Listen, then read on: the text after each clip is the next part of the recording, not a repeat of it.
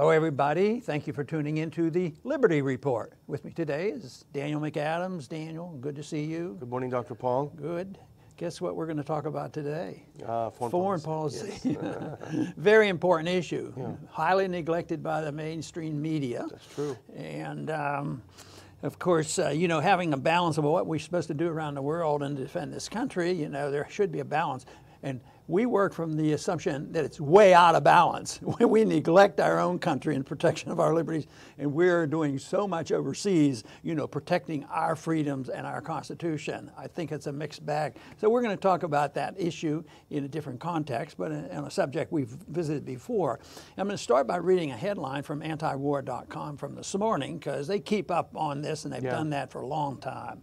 And there's a lot of good leads on that website. Mm-hmm. But this headline says, McMaster, and they quote, U.S. prepared to denuclearize North Korea by force. Well, I was waiting for the proof that they have a nuke. I don't want them to have a nuke.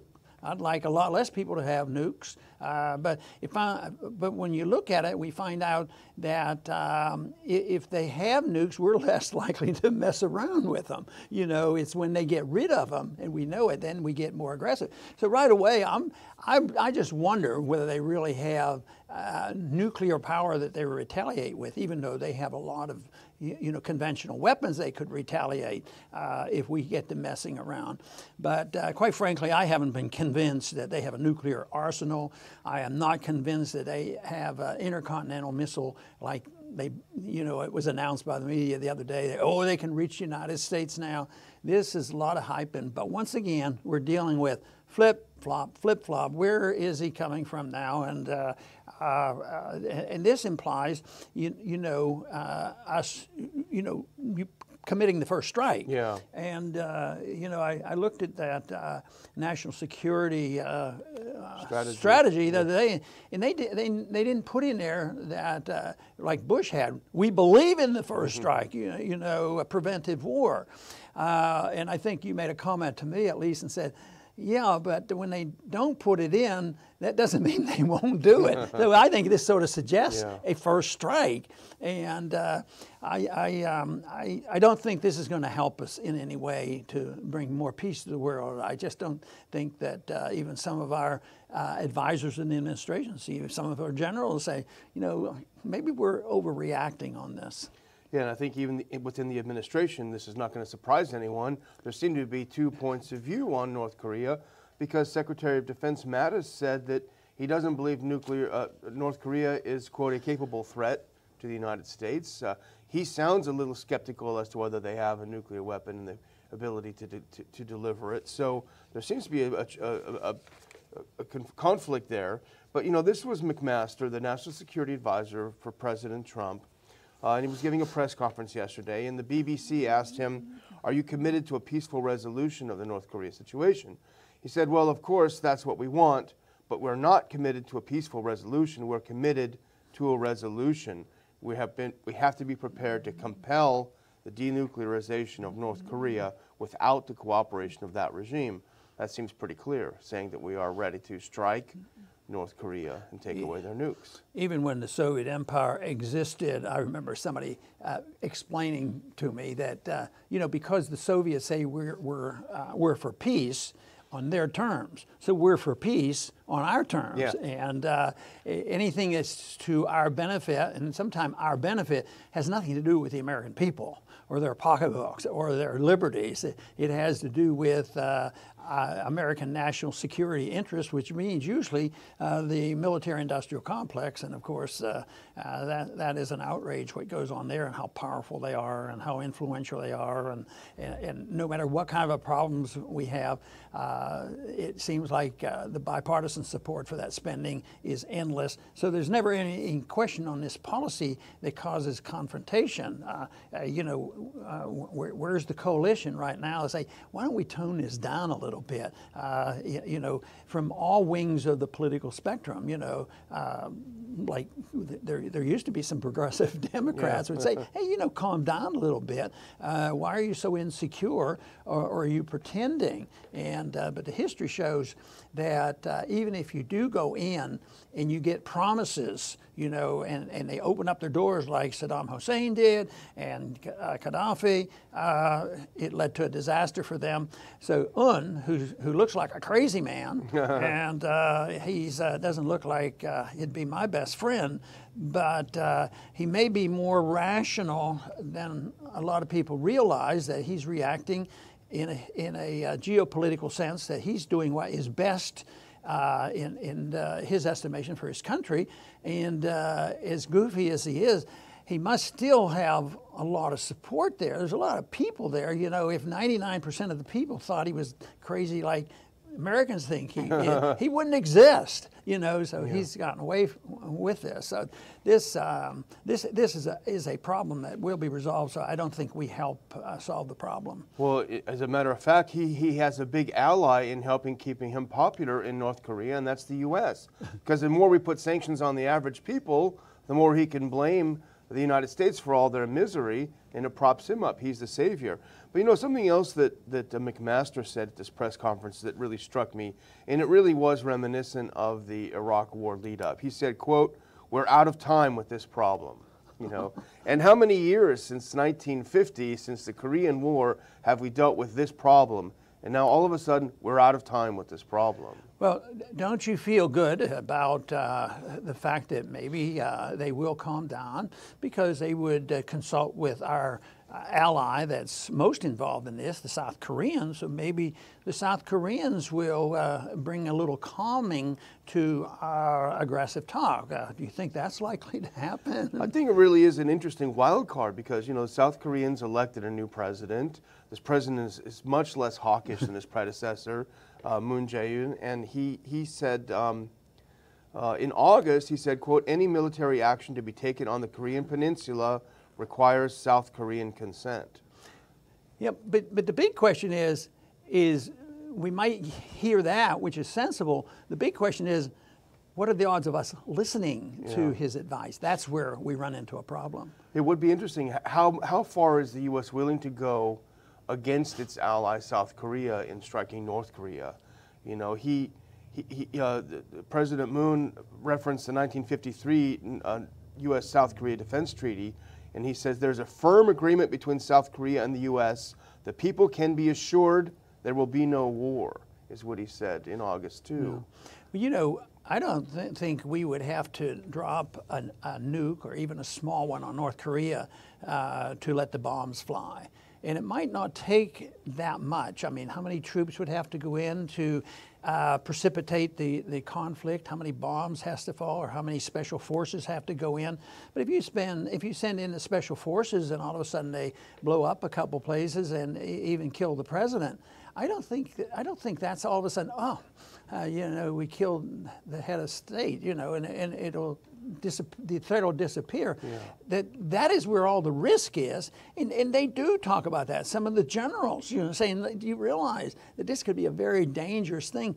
But even the conversation just prevents any movement. You know, we were hopeful when we heard some common sense coming from the administration, said, well, we ought to at least, you know, talk to them without conditions. And then Trump squelched that within a day or two. He just said, no, the position is we will talk to them on our terms. You know, a lot of the right-wing critics, or however you describe them, hawkish critics of Obama, who now embrace Trump, say Obama just wanted to lead from behind. You know, that's all he ever did, lead from behind. We are leading from the front. But the reality is that the U.S.'s increasing bellicosity has rendered it irrelevant in many situations. Look at Syria. The U.S. provided no solution whatsoever. In fact, was part of the problem. It created the problem with the Assad must go policy, with arming jihadists and terrorists. And when it came time to calm down the situation, the U.S. was simply not part of the picture. And I think the U.S., those people who think we should lead, are risking putting us into another situation, which I think would be a good one, where we are simply irrelevant to the situation there. Now here's the South Korean president. They just had big war games with the U.S. Again, where they practiced overthrowing the North Korean government. But the South Korean president said just yesterday that he's willing to look at cutting back on military exercises with the U.S. to try to calm things down before the Olympics, try to reassure North Korea. So he's clearly, I think, with this statement, looking for a way out of these increasingly hyped up military exercises that are leading us toward war. You know, when the Cold War ended, there were negotiations and talk on what would happen to the Soviet missiles, and they were denuclearized in a sense where they would back off and they wouldn't occupy so many countries with nuclear weapons. And they've made a suggestion just recently, and they say, why don't we denuclearize Europe? You know, why don't we start with bringing the nukes home from Europe? And if somebody feels very, you know, concerned and threatened, you know, let the Europeans decide. But they're us. We're over there. And but this strikes, you know, most people in the United States as, you know, being absurd. Why wouldn't you do that? Because the Soviets, you know, they still think of the Russians as the Soviets. Yeah. You know, that they are a great threat, and that's where I think they're wrong. But when you suggest that we should treat them like we expect them to treat us, just think that we weren't very happy. And I remember it well is when Khrushchev put missiles in Cuba. Yeah. You know, and it made it a lot easier for them to hit us from there. That was a big issue. We don't want anybody on our doorstep, but we think that they are supposed to roll over and do whatever we tell them and move right up to their borders and for them to accept the fact, oh, we're spreading our goodness and democracy, and this is all for peace. Well, you know, we're unsure that North Korea has the capacity to threaten the United States. We do know that Russia has the capacity to destroy the United States. So in that sense, they are a threat, a potential threat. So that would argue all the more for what you're saying. Why are we provoking them? Why are we not looking for a way around this? Even in the height of the Cold War with détente and other things, we looked for solutions. So they are a potential threat. So why are we provoking them? What's the point? Well, obviously there isn't a point, but it boils down that this is how people consider what they're doing as logical, because they start from the premise that we have a moral obligation to be the policemen of the world, and that we are an exceptional nation. I still hear this constantly on TV, that thrown out this accusation, if you're not going along with us, you are so un-American, you are so unpatriotic. And they build that into it, and this goes back to the war propagandists and the military-industrial complex and the deep state, and they want to control people, what they're thinking, and they really win so often on this. So it isn't easy to argue common sense and say, well, you know, why don't we just, you know, do what we expect others to do? No, we're more threatened than they are. But the one thing I've said so many times that really annoys me is that we drop bombs, kill a lot of people, and a lot of our military personnel suffer, and it's always because national security interests to protect our Constitution and protect our liberties. Can you think of any other, you know, unbelievable justification for our foreign policy? I don't know how people can buy into that. Yeah, it's relentless propaganda, I guess. But, you know, you mentioned early on the new national security strategy, and it ties in with what we're saying, because it does mention North Korea as a great threat, one of the greatest threats. But there was an interesting piece I saw earlier today on the new national security strategy and how it's the same old 1992 Wolfowitz Doctrine all over again. And here are the central components of the Wolfowitz Doctrine. Prevent the reemergence of a new rival. The U.S. would act militarily anywhere in the world to protect its strategic interests. On the Middle East, we must remain the dominant outside power.